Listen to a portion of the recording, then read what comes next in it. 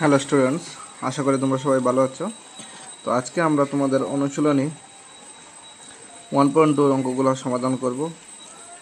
আর তোমরা যদি আগের অঙ্কগুলো না করে থাকো তাহলে আমাদের আগের ভিডিওতে সবগুলো দেওয়া আছে, তোমরা এখান থেকে গিয়ে 1.1 এবং রিভিশনের অঙ্কগুলো করে নেবে, তাহলে এগুলো বুঝতে সুবিধা হবে। ঠিক আছে, তো এখানে তোমাদের অনুশীলন 1.2-র 1 নম্বর প্রশ্ন দেওয়া আছে, সত্য না সত্য বলো। ঠিক আছে, তো 1 নম্বর কোয়েশ্চনের রোমান 1 দেওয়া আছে, প্রত্যেক অপরিমেয় সংখ্যা একটি বাস্তব সংখ্যা, উক্তিটি সত্য না মিথ্যা আমাদের বলতে হবে। তো এটার উত্তর হবে সত্য। তার কারণ কি? কারণ আমরা জানি এখানে বলা যে প্রত্যেক অপরিমেয় সংখ্যা একটি বাস্তব সংখ্যা। ঠিক আছে, কারণ আমরা জানি যে আমরা বৃত্ত এঁকেছিলাম, তোমরা 1.1-এর ইয়েগুলো দেখলে, বেসগুলো যেগুলো করিয়েছি, এখানে একটা বৃত্তের মাধ্যমে আমরা বা স্বাভাবিক সংখ্যা, পরিমেয় সংখ্যা, বাস্তব সংখ্যা, পূর্ণ সংখ্যা সবগুলো করিয়েছি। সবগুলোর উপরে ছিল বাস্তব সংখ্যা, বাস্তব সংখ্যার ভিতরে সবগুলো আসে, তাই পরিমেয় সংখ্যাও বাস্তব সংখ্যার ভিতরে আসবে। এর জন্য আমরা বলতে পারি যে প্রত্যেকটি অপরিমেয় সংখ্যা একটি বাস্তব সংখ্যা, কারণ বাস্তব সংখ্যা অন্তর্ভুক্ত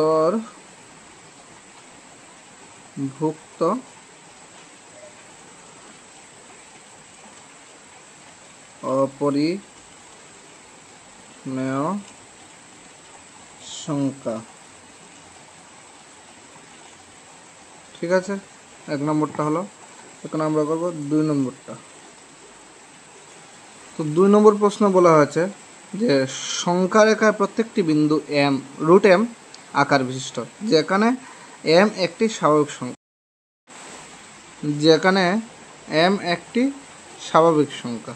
ঠিক আছে, স্বাভাবিক সংখ্যা হলো 1 2 3 4 ... ঠিক আছে, তো এখানে বলেছে সংখ্যা রেখা, এই যে সংখ্যা রেখা আমরা ছোট করে রাখছি এখানে, সংখ্যা রেখা প্রত্যেকটি, এদিকে প্লাস এদিকে মাইনাস। ঠিক আছে, তো সংখ্যা রেখার প্রত্যেকটি বিন্দু m ধরা আছে এখানে, আর m হলো স্বাভাবিক সংখ্যা। উক্তিটি সত্য না মিথ্যা?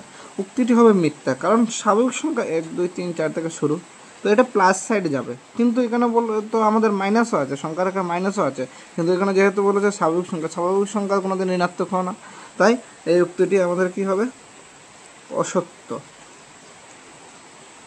কারণ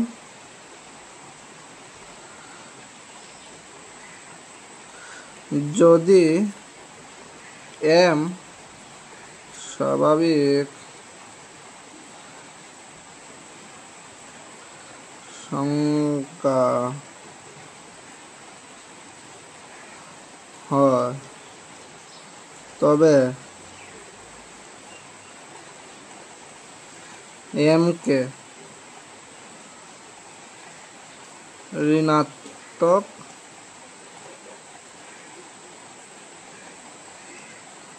ভাবে দেখানো যাবে না। ঠিক আছে, স্বাভাবিক সংখ্যা 1 2 3 4 থেকে শুরু হয়, এটা কোনোদিন মাইনাস হবে না। কিন্তু সংখ্যা রেখা যেহেতু ওরা বলেছে, আর সংখ্যা রেখার প্রত্যেকটি বিন্দুকে ওরা m বলেছে, তো স্বাভাবিক সংখ্যা তো হবে না, কারণ আমাদের সংখ্যা রেখা মাইনাসও আছে কিন্তু স্বাভাবিক সংখ্যা প্লাসে, তার জন্য আমাদের উক্তিটি এখানে যেটি আছে এটি অসত্য। 3 নম্বর। আচ্ছা, 3 নম্বর প্রশ্নে তোমাদের বলা হয়েছিল প্রত্যেক বাস্তব সংখ্যা একটি অপরিমেয় সংখ্যা। ঠিক আছে, তো এখানে প্রত্যেকটি বাস্তব সংখ্যা একটি অপরিমেয় সংখ্যা বলা হয়েছে, তো এটা একদম সোজা আনসার, এটা অসত্য। কারণ কি? বাস্তব সংখ্যার ভিতরে পরিমেয় ও পরিমেয় ইত্যাদি, মানে পরিমেয় ও পরিমেয়, পূর্ণ, তারপরে পূর্ণ সংখ্যা, তারপরে স্বাভাবিক সংখ্যা সবগুলোই আসে। ঠিক আছে, তো শুধু বাস্তব সংখ্যা অপরিমেয় সংখ্যা হবে না, এটা পূর্ণ সংখ্যা হতে পারে, বাস্তব সংখ্যাটা আবার স্বাভাবিক সংখ্যা হতে পারে, তাই এটার উক্তিটি আমরা কি বললাম? অসত্য। আমরা বাকিগুলো অঙ্ক করছি। তোমাদের 2 নম্বর প্রশ্নে বলা আছে সকল ধনাত্মক অখণ্ড সংখ্যার বর্গমূল কি অপরিমেয় সংখ্যা? ধনাত্মক মানে পজিটিভ, আর অখণ্ড সংখ্যা যে কোনো সংখ্যার আকারে যেগুলো নাম্বার আছে এগুলো কি সবসময় অপরিমেয় সংখ্যা? যদি না হয় তবে এমন একটি উদাহরণ দেব, ঠিক আছে, যেটা পরিমেয় হতে পারে। ঠিক আছে, প্রথমে বলেছে সকল ধনাত্মক অখণ্ড সংখ্যার বর্গমূল কি অপরিমেয় সংখ্যা?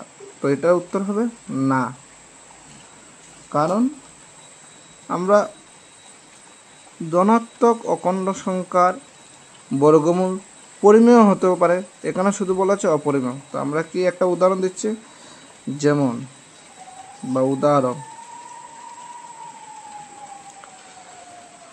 যেমন √4, এটিও একটি অখণ্ড সংখ্যা, এটিও বর্গমূল। ঠিক আছে, বর্গমূল মানে রুট।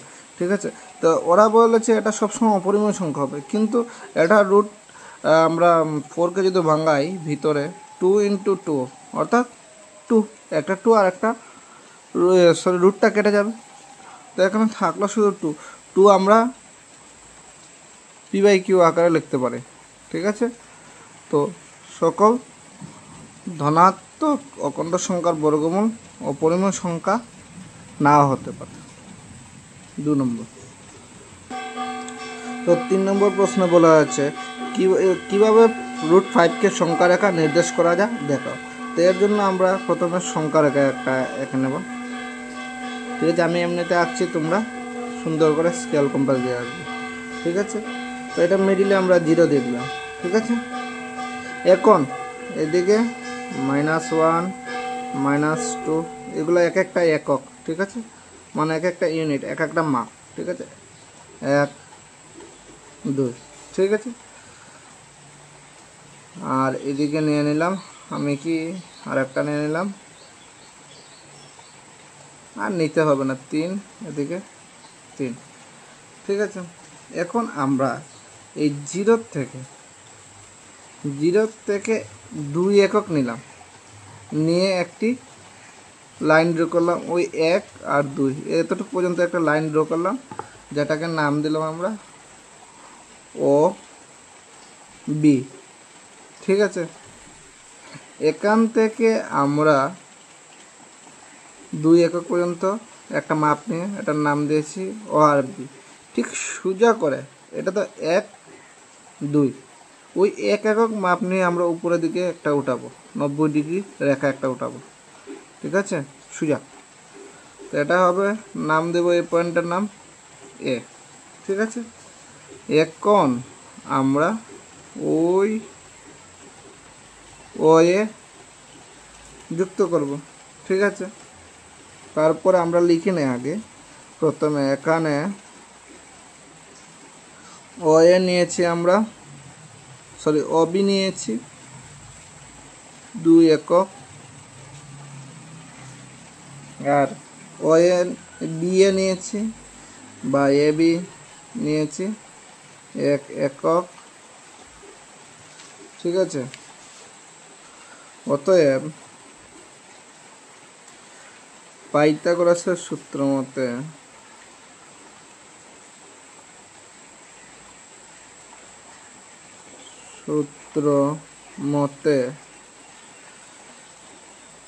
অতি ভুজ স্কয়ার = ভূমি স্কয়ার প্লাস উচ্চতা স্কয়ার। ঠিক আছে, অতিভুজ হলো গিয়ে এটা OA, ভূমি হলো OB, আর উচ্চতা হলো AB। অতিভুজ হলো গিয়ে আমাদের OA স্কয়ার। ঠিক আছে, আর ভূমি হলো গিয়ে আমাদের OB স্কয়ার প্লাস উচ্চতা হলো AB স্কয়ার। এখন ও এর স্কয়ারটাকে ওইদিকে নিয়ে আমরা রুট দিয়ে দিলাম, OB square plus AB square. ঠিক আছে, তো OA = হবে, যদি আমরা মান বসিয়ে দেই, OB আমরা নিয়েছিলাম 2 একক, 2 স্কয়ার প্লাস 1 স্কয়ার। ঠিক আছে,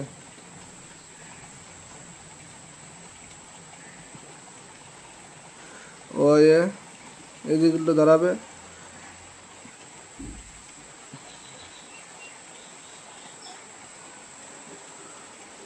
2 2 4 আর এখানে 1 5, অতএব OA ইকুয়াল টু √5। এই অঙ্কটা তোমাদের করতে হবে।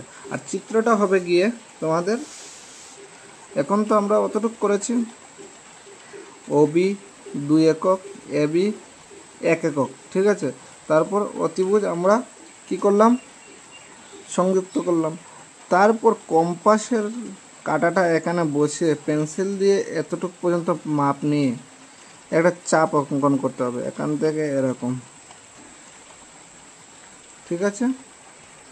ওই যে পয়েন্টে গিয়ে এই চাপটা কাটবে ওই পয়েন্টটার নাম হবে √5। বুঝা গেছে? এভাবে আমাদের সংখ্যা রেখা যেই √5 বলো, √2 বলো, √3 বলো, যেই সংখ্যা দেওয়া থাকবে এভাবে আমাদের দেখাতে হবে, ঠিক আছে। তো তোমাদের 1.2 শেষ হয়েছে এই ভিডিওতে। নেক্সট ভিডিওতে আমরা 1.3 স্টার্ট করব। আর তোমরা আমাদের চ্যানেলটিকে সাবস্ক্রাইব করে নেবে এবং লাইক এবং শেয়ার করে দেবে।